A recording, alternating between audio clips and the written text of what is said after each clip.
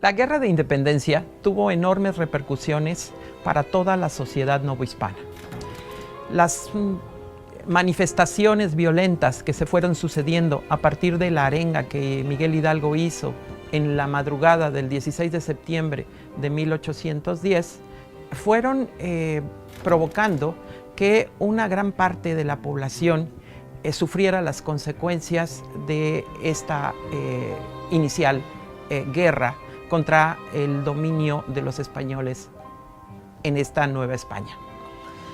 Muchas de estas consecuencias tuvieron que ver también con el trastorno de las actividades económicas, de las actividades en la vida cotidiana de todos los habitantes de la Nueva España. Se fueron sucediendo eventos bélicos que afectaron a las poblaciones más importantes y afectaron también la tranquilidad que hasta en este momento se había vivido en este territorio. Pero las consecuencias no solo fueron de índole económica y de índole social. Provocaron una toma de conciencia de los sectores menos favorecidos en la Nueva España al pensar que podían alcanzar la igualdad, la libertad y mejorar en general sus condiciones de vida. Por breves momentos, la guerra permitió que se tomara conciencia de que sí se podía alcanzar la autonomía y la independencia del territorio colonial.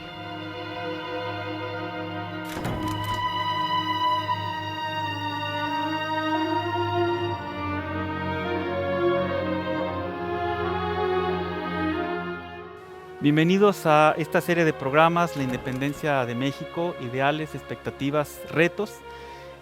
Hoy vamos a tener una mesa muy interesante, la mesa 4, que tiene que ver con un proceso que se considera fundacional de la historia de México como nación, que es la independencia de México y que por supuesto pasa por un proceso previo que es la guerra, la famosa guerra de independencia, y vamos a analizar este contexto político y este contexto social.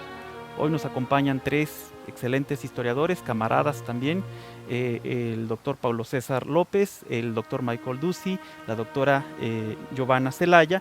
Y bueno, vamos a empezar con viendo cuáles son estos antecedentes en un plano tal vez de las ideas, que son importantes para comprender estos procesos. Y se ha tomado siempre que hay tres grandes procesos que anteceden a las ideas de la Revolución de Independencia. Una es el movimiento de la Ilustración, otro es la Revolución Francesa, como tal vez consecuencia de estos primeros ideales, y otro tercero que sucede ya en tierras americanas, que es la independencia de las 13 colonias para constituir los Estados Unidos de Norteamérica. Pero yo supongo que hay otros ideales que nutren también, otros procesos que también influyen en la independencia de México. Entonces, bueno, pues queda la pregunta abierta. ¿Quién quiere iniciar? Muy buena. Bueno, es que la pregunta en sí representa bastantes aristas y uno pues un poquito empieza a vislumbrar por dónde comenzar, ¿no? En ese sentido, bueno, creo que una de las cosas que sí hay que tener mucho en cuenta es las cuestiones, lo que tiene que ver con la Ilustración. Yo creo que empezaría por ahí. Pero también cuando hablamos de Ilustración, bueno, ya aquí platicaremos un poquito más sobre eso, tenemos que tener un cierto cuidado porque usualmente cuando tenemos los referentes actuales, usualmente pensamos a los héroes y a los próceres de la independencia como personas ilustradas, ¿no?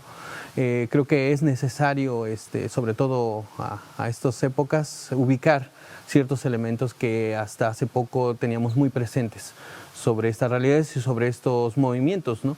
Y en ese sentido, pues bueno, creo que pensar que quienes terminaron por culminar el proyecto, se les ha puesto esta categoría de ilustrados, pero no pensamos muy bien en la cuestión de que representa la Ilustración, ¿no?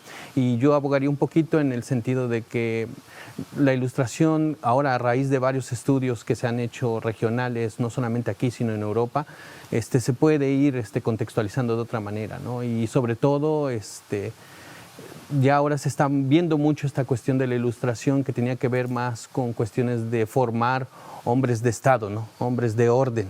Y precisamente esos hombres de orden y en lo que hoy es México y antes se llamaba Nueva España, lo podemos ver mucho en los militares. son personas que llevan estos valores de ordenar y de hacer más eficiente el gobierno. No tanto de democratizar o de cambiar radicalmente las cosas, sino buscar hacer más eficientes los canales que ya estaban hechos, sobre todo los canales del Estado. Y en función de eso van a tener ciertos valores hacia la sociedad, ¿no? Y en función de eso, pues me gustaría un poquito ver cómo esa ilustración, entendida como un impulso de ordenar las cosas, va a llegar a un territorio donde están las cosas desordenadas, ¿no? Donde hay un cúmulo de corporaciones, un cúmulo de diversas realidades que muchos gobernantes, muchos militares, y ahí viene esta cuestión de las reformas borbónicas, van a querer ordenar, ¿no? Van a querer hacer más eficiente, y eso va a traer una serie de conflictos, una serie de condiciones previas para estos movimientos, pero pues sí creo que es necesario poner mucho énfasis en que cuando estamos hablando de ilustración no se trata de este movimiento que todo lo hace bien y que busca el progreso, sino que tiene que ver más con cuestiones de ordenamiento y de hacer más eficiente al gobierno. Y eso, más que finiquitar un proyecto de independencia, creo que va a originar más causas para el conflicto. Entonces, pero no sé, salvo la mejor opinión que tengan. ¿Y cuál sería la diferencia, doctor Pablo César, para el público que nos escucha, entre el despotismo ilustrado y las ideas de la ilustración? Bueno, es que ahí esa es una parte bien interesante, ¿no? Porque precisamente cuando estamos hablando de despotismo ilustrado, estamos hablando de un movimiento que es un poquito lo que estaba mencionando, de querer ordenar, pero este ordenamiento no es democrático, se dicta, se ordena que la sociedad debe de ser así, y que en función de esas instrucciones o esas nuevas instrucciones, pues se busca su beneficio, pero no se le pregunta si es lo que ellos quieren o si es la mejor pauta para su vida cotidiana, ¿no? Entonces, eso también es una pauta importante de conflicto. Y bueno, las ideas ilustradas, pues es otra cuestión que tiene que ver incluso con muchos matices que se dan en Europa, ¿no? Hay un ilustrismo en Francia, que es el que se divulga mucho con todas las etiquetas que se le ha puesto la historiografía romántica del siglo XIX, pero también está la ilustración alemana, hay ilustraciones en Rusia, y que tienen sus matices, ¿no? Incluso hasta encontramos elementos de ilustración católica, ¿no? Entonces, en ese sentido, vemos que pues, la cuestión de la ilustración que busca el progreso, busca las cuestiones que tienen que ver con el mejoramiento de las cuestiones, tienen muchos matices. Y hoy en día creo que sí tenemos que ser capaces de diferenciar esos matices y ver que hay ciertas ramas de la ilustración que se aplicaron en otras situaciones, ¿no? Comentabas algo, Pablo César, muy importante, que era estos primeros actores que enarbolan las primeras rebeliones de la independencia, como pensamos en Hidalgo, en Morelos principalmente, no son los mismos los que consuman la independencia años después, como puede ser Iturbide, como puede ser O'Donoghue. ¿Hay alguna diferencia del impacto de la ilustración en estos primeros líderes del movimiento de independencia y en los últimos, los que ya llegan a consumar estos acuerdos de paz?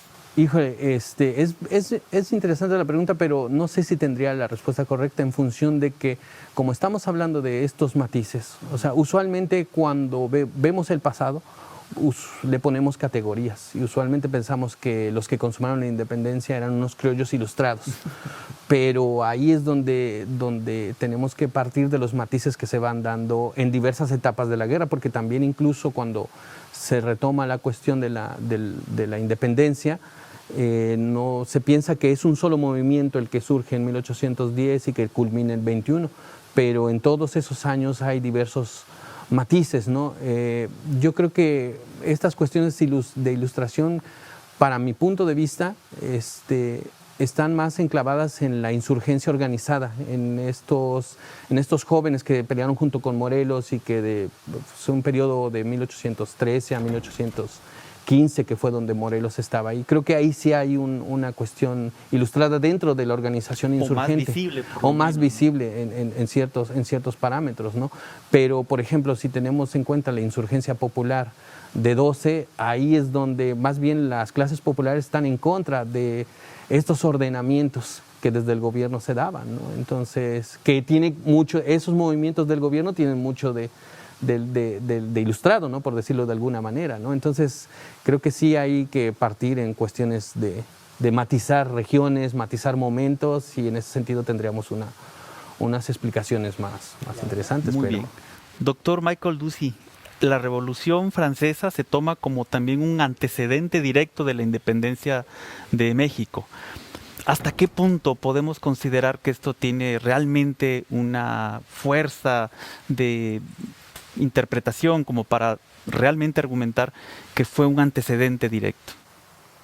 Bueno, como antecedente directo, yo creo que yo creo que sí despertó interés en ciertos sectores de la sociedad, pero si vemos, por ejemplo, las discusiones de 1808 dentro de los ayuntamientos en México y las ideas que se circulaban acerca de la Revolución Francesa, yo dudo realmente que la Revolución Francesa fuera un antecedente al cual los participantes de 1810 en adelante veían como un modelo a seguir, ¿no? Más bien tiene quizás orígenes comunes en la naturaleza del Estado ilustrado que se estaba formando a lo largo del siglo XVIII. Así que estoy más en lo que estaba diciendo Paolo acerca de lo que vemos es este intento de transformar el Estado, ¿no? Así que si vemos lo que está pasando en este periodo de la primera década del siglo XIX y la década de la independencia, lo que vemos es una reacción en contra de las iniciativas ilustradas del Estado de reordenar la relación entre el súbdito y el rey. Y yo creo que esta tradición de abandonar la idea de pactismo, de tratar de imponer un orden universal en la Nueva España, es lo que provoca disgusto, ¿no? Y una violación del sentido de justicia de lo que existía anteriormente, ¿no? Así que la visión que tenían los ilustrados españoles de los pueblos indios era que debemos meter orden en estos pueblos, controlar sus finanzas, controlar en qué gastan su dinero, ¿no? Y no solamente en el término civil, lo que se nos olvida es que mencionaste la Ilustración católica. Hay una Ilustración católica que reta los modelos de sociabilidad y de religiosidad en el mundo novohispano, ¿no? Así que la Iglesia ilustrada es muy distinta que la Iglesia del siglo XVII, ¿no? Así que esa idea de que abandonar, por ejemplo, el fervor del culto de los santos, ¿no? A tratar de meter orden, las celebraciones deben ser celebraciones de piedad, no de una pachanga de comer tamales y aguardiente. Y eso es un reto para las tradiciones locales, y entre esto combina muy bien con la idea del Estado de que pues queremos ver las cuentas de en qué gastar en el dinero en el pueblo tal, ¿no? Y desde luego están escandalizados que se gastó en aguardiente, ¿no? O de los cohetes. O los cohetes, ¿no? Así que parte de esto, así que en el sentido yo creo que hay se puede decir una causa común, pero es muy distinta, y también podríamos hablar de exactamente qué tan ilustrados eran los revolucionarios franceses en el primer momento, ¿no?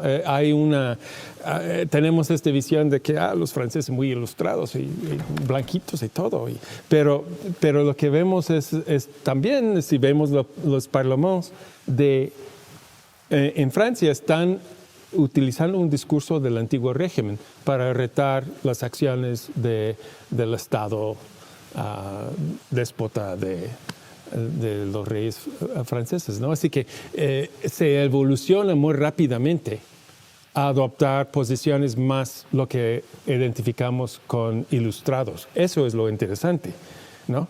Lo interesante de México es que hay un proceso muy rápido de abandonar pero nunca completamente, ciertos elementos de los argumentos que vemos en 1808. ¿No? Así que la Revolución Francesa, y desde luego el otro impacto de la Revolución Francesa es que llevó Napoleón al poder al final de cuentas, ¿no? Y eso es, y desordenó Europa, ¿no? Así que muchas veces otra visión de por qué ocurren las revoluciones, a veces son... siempre hay tensiones internas, pero lo que siempre, en muchos casos, lo que es detenedor son las crisis externos. Incluso el caso de la Revolución Francesa no se puede entender sin la crisis financiera del Estado, que es un producto de una de las guerras del siglo XVIII, ¿no? Así que, en el caso de México, es claro que sin Napoleón no hay revolución de independencia. Muy bien, bueno, pues ahora vamos a hacer un pequeño espacio para un testimonio del doctor Alfredo Ávila, que también tiene algo que decir al respecto de esta pregunta.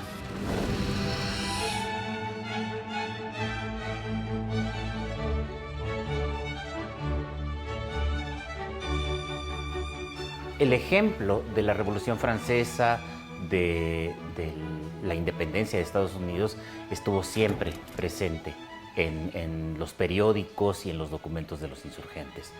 Para Miguel Hidalgo, por ejemplo, casi desde un inicio Estados Unidos era una especie de referente importante que podía ser un aliado, que se podía ser también un modelo para las instituciones que se podían construir en México, y esto sucedió pues a lo largo de los años, incluso después de la muerte de los primeros próceres, de los primeros jefes de la insurgencia. Lo mismo sucede con el caso de la Revolución Francesa. Con la Revolución Francesa y los gobiernos franceses siempre fueron un referente con los cuales se discutía. No necesariamente para imitarlos, no necesariamente como un ejemplo a seguir. A veces también se les criticaba. Por ejemplo, el periodo llamado del terror en Francia, pues ocasionaba cierto miedo, ocasionaba ahí suspicacias por parte de algunos de los dirigentes insurgentes.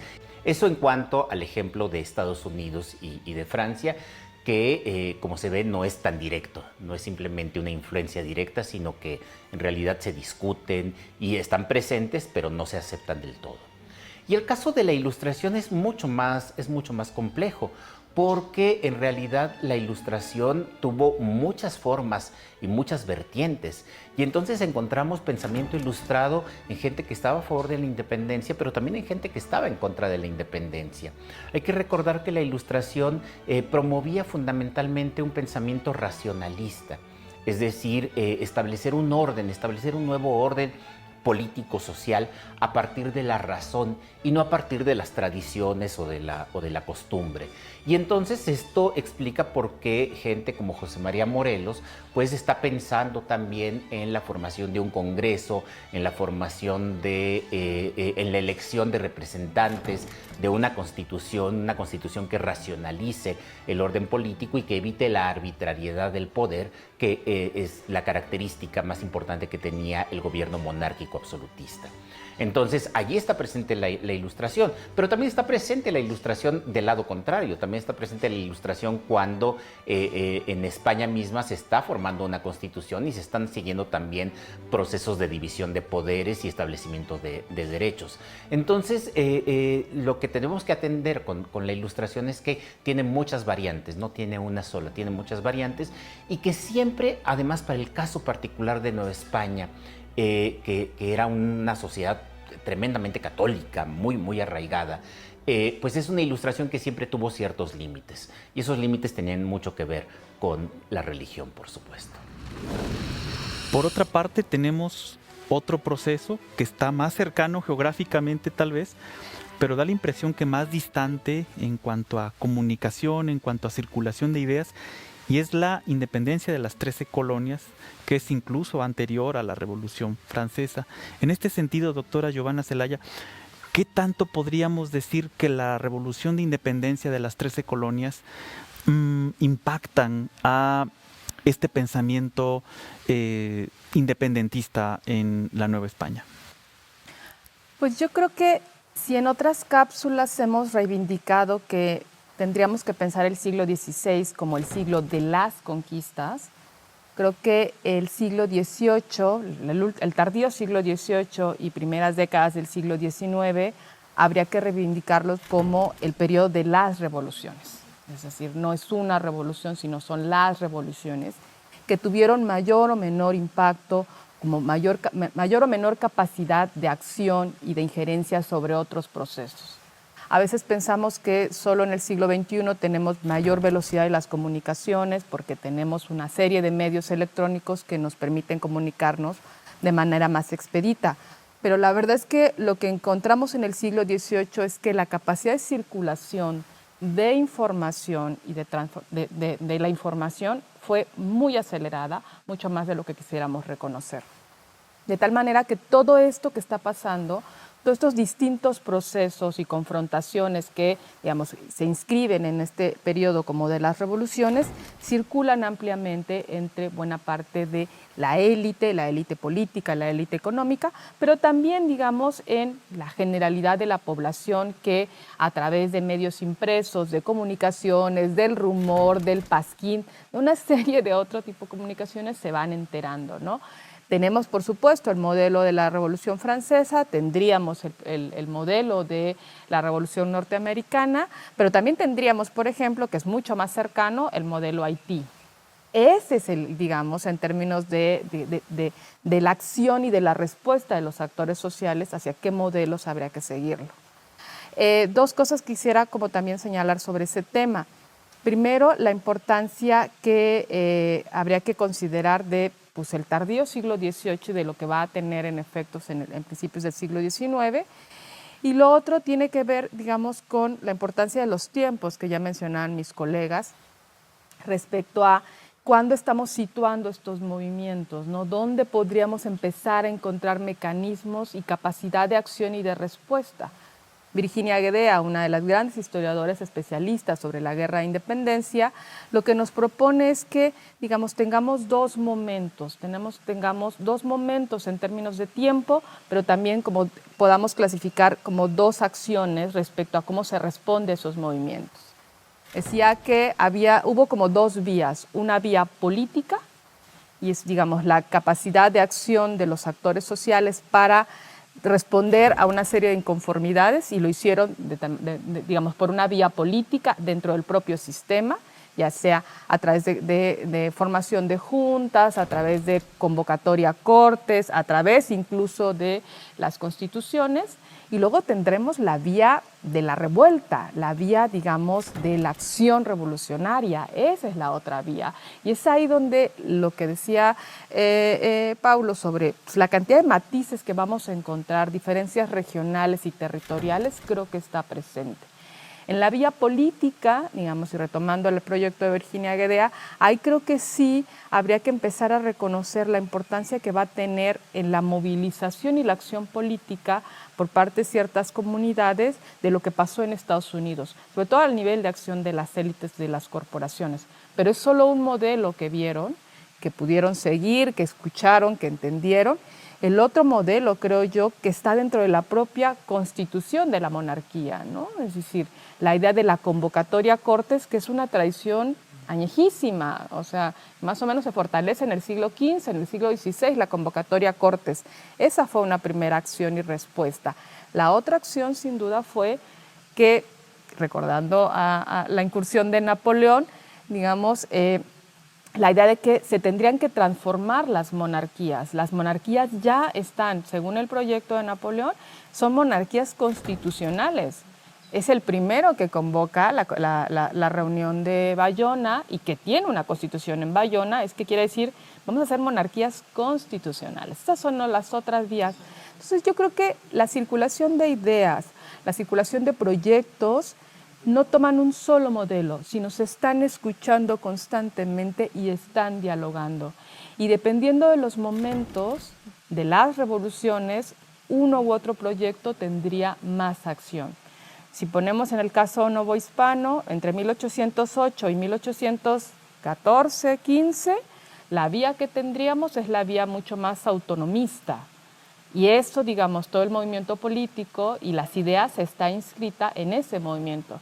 Después de 1815 hasta 1821-22, lo que tenemos es la vía mucho más independentista. Esa es, digamos, otra serie de proyectos que creo que habría que considerar y habría que señalar en los matices que habría que recordar siempre de qué es lo que pasó, qué es lo que precedió, dónde están las ideas. También la otra es que pues, empezar a romper con esta percepción de que siempre hay algo, un antecedente de algo. Bueno, es que todo lo tiene, o sea, todo lo tiene. Entonces, no es más que un antecedente, son el cúmulo de procesos que van en las que se inscriben una y otra revuelta, una y otro movimiento. Creo que por ahí podría empezar, ¿no? Muy bien, bueno, pues ahora vamos a hacer un pequeño espacio para un testimonio del doctor Alfredo Ávila.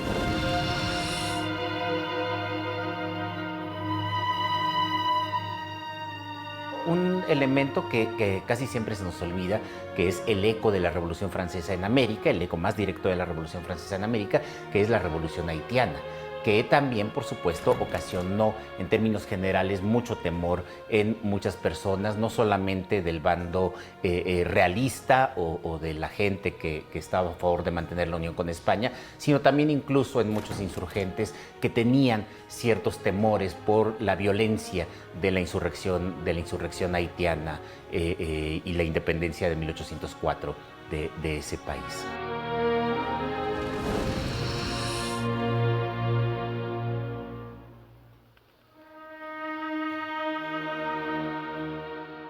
Bueno, continuando con este tema de los antecedentes de la independencia de México, con todas estas ideas, contexto que está alrededor, hay un fenómeno interesante que empieza a surgir en este contexto, en estos años, y que son los famosos tratados, planes, constituciones que se dan para darle legitimidad, para encontrar legitimidad por parte de los diferentes grupos que participan en esta revuelta.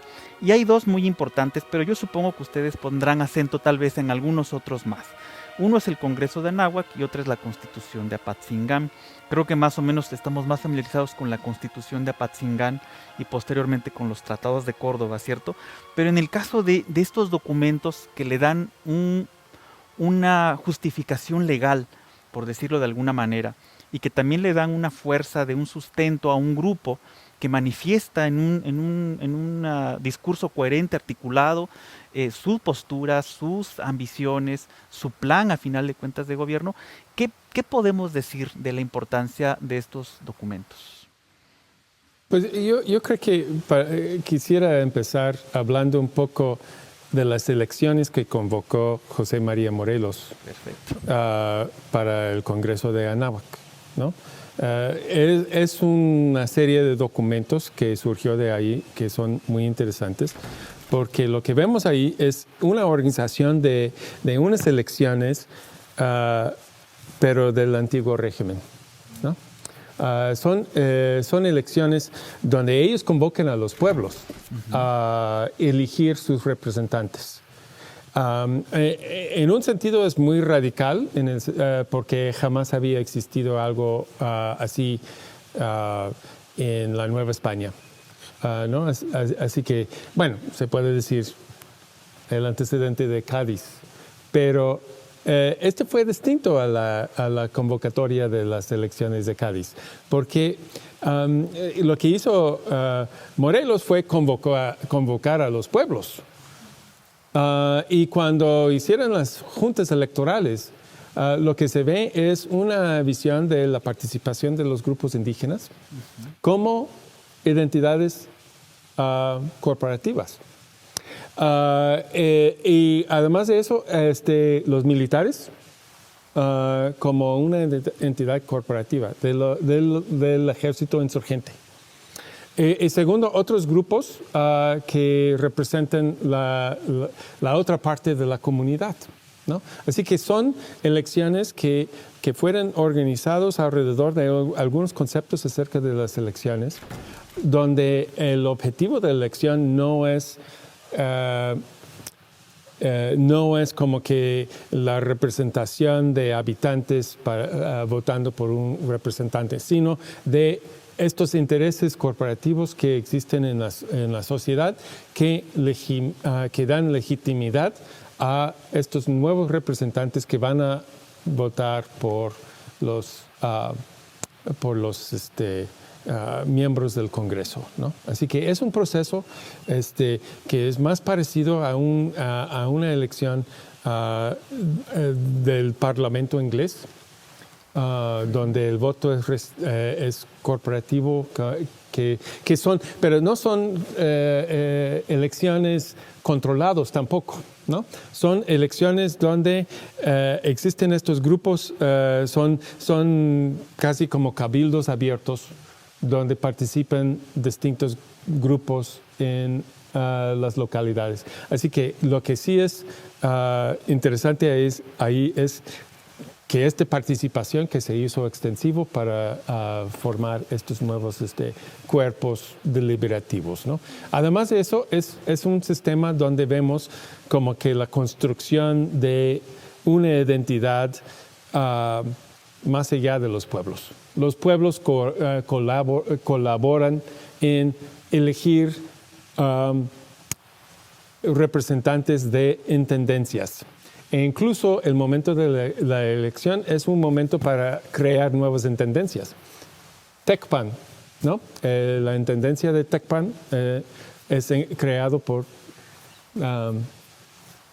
Morelos en este momento, porque está reordenando el espacio nacional, ¿no? Así que una de las cosas que pasa es que se consultan a los pueblos se unen, forman juntas electorales en las cabeceras de distrito. Esas cabeceras de distritos elegían un representante que iba a la capital de la intendencia para seleccionar un representante nacional, ¿no? Así que hay un proceso casi de peregrinaje desde abajo hacia los niveles más altos, ¿no? Así que hay un nuevo concepto de consulta, hay un nuevo concepto de ideas acerca del ordenamiento nacional y al mismo tiempo vemos una mezcla de identidades corporativas muy tradicionales, ¿no? Así que es un proceso fascinante. Muy bien. Creo que es una parte que a mí me parece como muy significativa de la experiencia latinoamericana y particular, bueno, de la experiencia de la América hispánica, que hay, digamos, en el siglo XIX hay una vocación constitucionalista. O sea, la cantidad de constituciones que tenemos a lo largo del siglo XIX se inaugura en este momento, ¿no? Ya sea 1808, 1812 o 1814, van a marcar, para el caso de la Nueva España, van a marcar una vocación a lo largo del siglo XIX.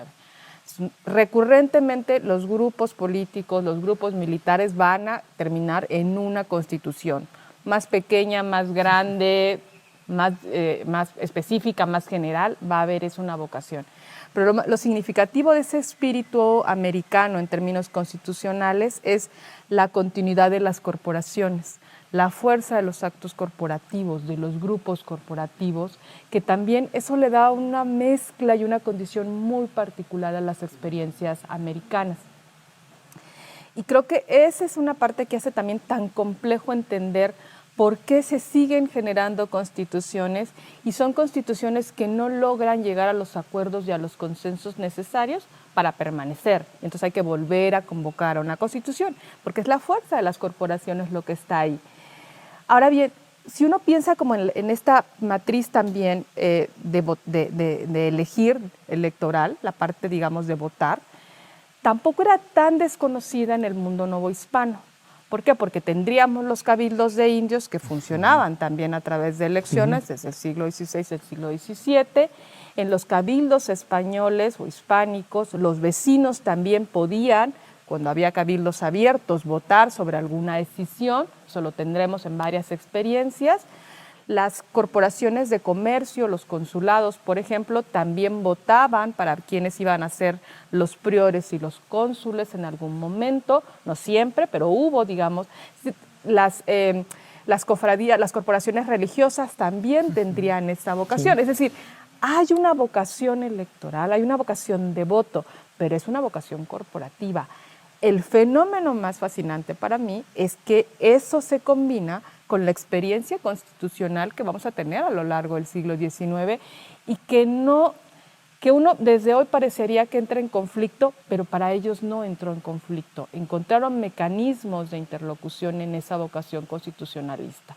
Para mí, sin duda, que a veces se menciona poco, pero para mí la Constitución de Bayona marca un antes y un después. Napoleón les dice, esto va a ser así, ¿por qué no armamos una Constitución? Luego se van a empezar a replicar los modelos. 1812, con el caso de Cádiz, lo que más hemos encontrado, por ejemplo, y que nos ha sorprendido a todos, es la cantidad de peticiones de pueblos de indios, de pueblos sujetos, de pequeñas comunidades para decir, queremos ser pueblo constitucional, queremos una copia de la Constitución, queremos leerla. Creo que fue en el Virreinato Novohispano, fue el virreinato donde más copias se hicieron de la Constitución de Cádiz, porque la gente quería leerla. Entonces hay algo que está presente ahí en una cultura política, digamos, que estaba en los pueblos y que la Constitución les vino muy bien. Y de ahí, digamos, tenemos las otras experiencias, ¿no? Muy bien. Que es bien importante tener en cuenta esto porque una de las cuestiones que también priva mucho en la cuestión del conflicto que se origina a partir de 1808, bueno, de los diversos conflictos que se van generando desde 1808, es precisamente ese cuestionamiento a las autoridades y el posicionamiento de la autoridad local. O sea, estábamos hablando hace ratito de cuestiones que tenían que ver con la Ilustración, que puede pensarse como un movimiento no democrático en función de un gobierno. Entonces, ante esos mandatos de la autoridad superior, uno de los principales cuestionamientos de la guerra es ¿qué es la autoridad? Y esa pregunta de qué es la autoridad o cómo vamos a reacomodar nuestro acuerdo con la autoridad tiene que ver mucho con esta participación de los pueblos, porque en estas cuestiones de ordenarlos, de ver cuánto de los dineros que tenían en las arcas, de cómo lo gastaban, ellos veían trastocado su autoridad local o veían que se les estaba ninguneando. Entonces también estas situaciones nos llevan a pensar cómo en estas expresiones, por ejemplo, en el caso de lo que ocurre en Tecpan, de lo que ocurre con la convocatoria de Morelos, pues es una salida, es darles eso que se buscaba. O sea, una de las cuestiones que se va a privar es que los pueblos necesitan definirse como entidades políticas. El Congreso de la Anáhuac va a ser un punto muy importante, por eso la alta participación, porque permite esta participación política de las clases populares. Algo que no vamos a ver en otros lados, ¿no? Ahí también como lo decía Michael, o sea, cuando termine el proyecto en 1821, quienes están resolviendo las disposiciones de ese proyecto no son las clases populares. Pero lo que vemos en el Congreso de Anáhuac sí es una participación popular que está definiendo parámetros para su beneficio, lo cual sí es necesario traer nuevamente a cuenta, ¿no? Pero es importante ver cómo estos pueblos, estas repúblicas de indios, buscaban posicionar su accionar político, ¿no? Accionar político que se vio trastocado por estas cuestiones de gobiernos superiores, ¿no? Por eso también buscan los pueblos, una de las peticiones de los pueblos es acabar con el tributo, porque el tributo es un señalamiento de que estás en un nivel inferior y entonces esa cuestión se busca, no, es que yo no estoy en ningún nivel inferior porque pues estoy teniendo mis cabildos, estoy teniendo mis reuniones, estoy teniendo mi propio gobierno aquí, el cual busco poner énfasis, ¿no?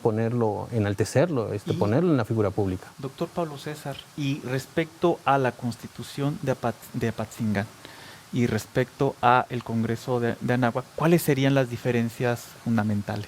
Las diferencias, bueno, yo lo veo sobre todo en la cuestión popular. Eso sí es algo que hay que tomar mucho en cuenta porque esta convocatoria que se hace a pueblos, a representantes de cabildos, a estas figuras que en su momento se habían levantado precisamente por eso, ¿no? Por posicionar el pueblo en función de las disposiciones superiores, ¿no? O sea, volvemos a lo mismo. Hay un cuestionamiento de la autoridad local, entonces pues yo tengo que tener de alguna manera una participación. Entonces eso lo hace muy distinto, porque aquí estamos viendo en lo que es Apatzingán y lo que es el Congreso de Anáhuac unas intervenciones muy populares. Vienen representantes de pueblos de sierras, de la zona de Papantla. Ahí Michael ha investigado bastante estos movimientos. Y imagínate tomar el viaje de zonas donde hay veredas solamente, y hacer todavía el peregrinaje, atravesar el altiplano, ingresar a la sierra del actual Guerrero, donde estaría esta intendencia de Tecpan, pues habla de esa voluntad, ¿no? Y habla mucho de ese, vamos a decirlo de alguna manera, de ese anhelo por tener una representación política que vaya acorde a mis necesidades, ¿no? Que en ese sentido es así. Y lo que vemos, por ejemplo, en otras constituciones, sí, y estoy totalmente de acuerdo en lo que apuntaba la doctora Celaya, en función de que, como nunca se ha visto una participación, se piden copias, se hacen los ayuntamientos, y en ese sentido, ahí ya vemos un movimiento más general, élites urbanas, organizaciones eclesiásticas al momento de jurar la Constitución. Vemos otro tipo de actores. En Apatzingán y en el Congreso de Anáhuac yo veo más la cuestión muy popular, ¿no? Las clases que habían quedado fuera, o los estamentos que habían quedado fuera de ciertos proyectos iniciales, ¿no? Cuando Hidalgo empieza la revuelta en el Bajío, hemos visto en los documentos ese rechazo a que no, pues es que los indios no saben qué es libertad, es que a ellos no los deberíamos de mover porque va a terminar esto siendo otra cosa. Lo que nos interesa no es cambiar radicalmente, es simplemente mejorar ciertas posturas. Pero entonces en esos movimientos no están siendo considerados, pero en estos otros, en Anáhuac, en Apatzingán, sí están siendo considerados en buena medida, ¿no? Y yo creo que esa es una diferencia importante. La principal diferencia. Muy bien. Bueno, vamos ahora a hacer otro pequeño espacio. Ahora vamos a darle la participación, un testimonio del doctor Luis Juventino García, que también tiene cuestiones muy interesantes que decir pues, a este respecto.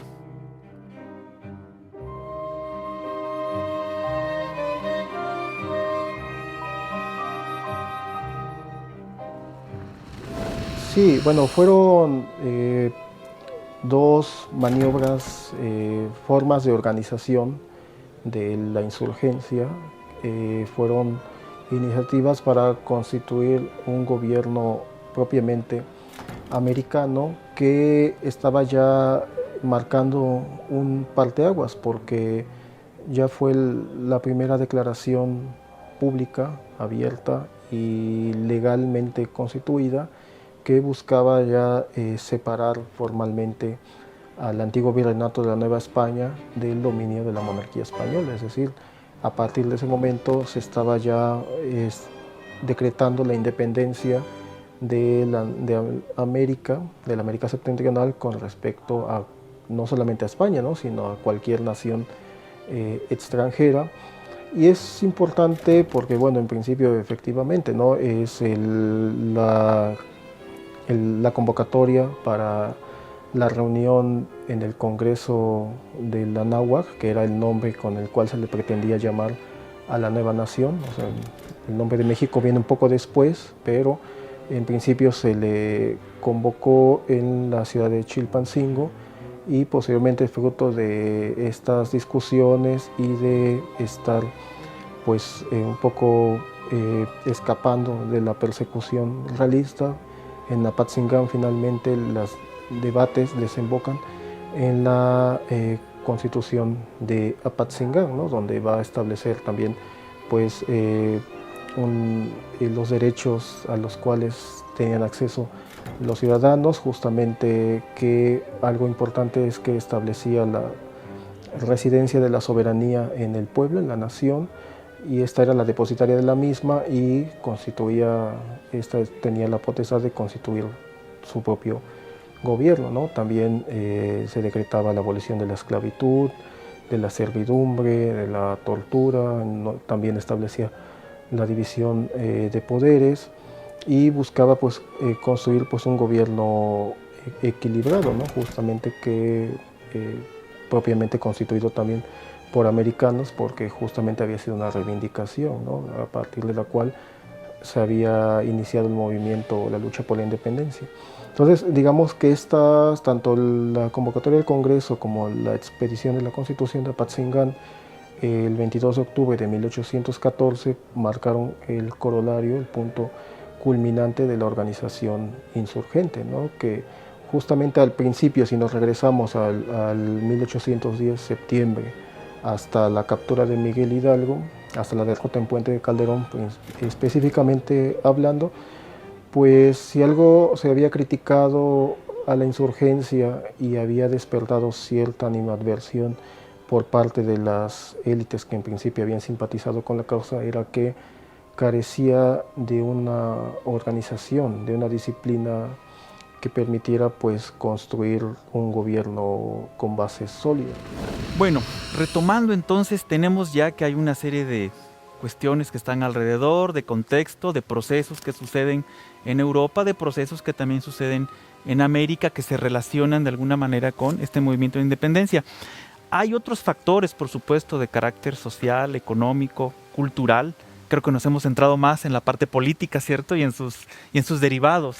Pero en esta parte económica, en esta parte social, que también se ha tratado ahí un poco, y también en esta parte cultural, que es interesante saberlo, ¿qué podemos decir de estos antecedentes que influyen en esta parte? Recuerdo mucho un libro magnífico para los historiadores, que es como de alguna manera un parteaguas, que es La otra rebelión de Eric Van Jung. Entonces, bueno, él plantea una serie de cosas ahí muy interesantes, pero quisiera saber su opinión respecto a cuestiones, por ejemplo, de carácter económico. ¿Hay un antecedente también ahí, doctora Giovanna Zelaya? Pues creo que sí, hay muchas cosas que se suceden en el siglo XVIII que tienen, digamos, que tienen también una expresión, que tendrán una expresión política, ¿no? En efecto, tendemos a ver la guerra y tendremos a ver los movimientos siempre desde la dimensión política, pero que el fenómeno se exprese en un movimiento político no niega, digamos, que hay proyectos económicos que también se van acompañando. Habría que considerar que para el caso del Virreinato Novohispano, a finales del siglo XVIII, particularmente entre 1780, por ejemplo, lo que tenemos es una serie de problemas de antiguo régimen, muy propios de antiguo régimen, como son sequías, problemas en agricultura y epidemias. Esos son dos factores que hay que considerar a partir de ese periodo, que se van a estar de manera subsecuente y que lo que van a generar es no solo conflictividad social, sino un gran movimiento de población que se va a salir de los espacios rurales y se va a empezar a mover a las ciudades donde cree que hay condiciones para pues, subsistir, pequeños trabajos, alimentación en las iglesias, en las mismas élites que pueden aportar. Ese es un elemento que hay que considerar de lo que Florescano en su momento llamó las grandes crisis agrícolas de México, que empiezan en 1780. Eso es, digamos, un elemento a nivel social y general. Pero las élites políticas y económicas también tendrán un efecto por lo más significativo de este periodo, que tiene que ver con las guerras que están pasando del otro lado del Atlántico. Y esas guerras cada vez más, porque además son guerras que se van a suceder de manera mucho más continua, no quiere decir que en el 16 no las tuviéramos, en el 17 no las tuviéramos, no, las guerras del 18, del último tercio del siglo XVIII, son guerras muy cercanas, muy continuas, muy costosas, porque ya son guerras que no solo se van a suscitar en la península, sino son guerras globales, son guerras propias de la monarquía hispánica. Inglaterra, a partir de 1762, cuando toma La Habana y toma Manila, el mensaje que le manda a la monarquía hispánica es que toda guerra que va a suscitarse después de eso será marítima, y ahí Inglaterra tiene una buena marina mercante y militar, y incorporará a América y a las Filipinas. Es decir, ya la guerra no es peninsular. ¿Eso qué quiere decir? Que es una guerra muy costosa. Eso es mucho dinero. Muchísimo dinero. Las guerras son costosas, en el siglo XVIII lo fueron y mucho. Muy bien. Tomando este contexto económico, doctor Michael Ducey, ¿qué podríamos decir de la parte social? Es decir, estas implicaciones económicas, también políticas. Hay dos cosas que son claras, ¿no? El lado político de esto es muy interesante también, porque desde la década de los 90 del siglo XVIII, la corona está movilizando la sociedad para aceptar estos procesos por medio de un lenguaje de sacrificios para la nación, ¿no? Así que empezamos a ver una discusión, el uso de discursos de patria y de nación que no vienen de los insurgentes, vienen de la corona española, ¿no? Y no solamente eso, pero de la idea de que la patria está en peligro, ¿no? Y si no, por eso tienes que donar. A ver qué. Este magnífico libro de la máscara de Fernando VII es muy bueno en ilustrar cómo la gente donaban sus zapatos, ¿no? Mandaban zapatos a los ejércitos españoles para que puedan seguir peleando, ¿no? Así que mandaban la gente más humilde, ¿no? Daban 2 reales para apoyar a la corona, ¿no? Así que vemos un impulso político que concuerda con eso, pero lo que pasa es que nunca terminan las exigencias. La patria siempre está en peligro. Y cuando pasa lo de Napoleón, ese lenguaje de la patria en peligro se vuelve muy peligroso. Por ejemplo, quisiera, pues para un poquito apuntalar lo que se está mencionando, el caso aquí regional. En Jalapa es bien sabido que hubo una serie de acantonamientos militares por el miedo que había a las guerras transatlánticas, ¿no? A las guerras que se desarrollaban en el mar, y ante una invasión pues se convocaba al ejército completo a permanecer vigilante en el pequeño poblado de Jalapa, que para ese entonces tendría unos 2.500, 3.000 habitantes, y de repente de la noche a la mañana llega el ejército novohispano, que son alrededor de 12.000 elementos. Entonces una población de ese tamaño, ¿cómo sostiene a todas esas tropas, ¿no? Entonces empiezan una serie de cuestiones que tienen que ver con el aumento de la demanda de productos básicos de alimentación, ¿no? Entonces eso le exige a los pueblos que produzcan más, que lo que tenían destinado para su comunidad lo destinen a las tropas, o que cambien. Bueno, pues es que las tropas no nomás comen, no comen maíz, comen pan, entonces, y comen carne. Entonces, en ese sentido, introdúcete ganado. Y, por ejemplo, un caso que puedo resaltar es ese aquí cerquita, en Teocelo, donde para finales del siglo XVIII, 1790, tiene un giro.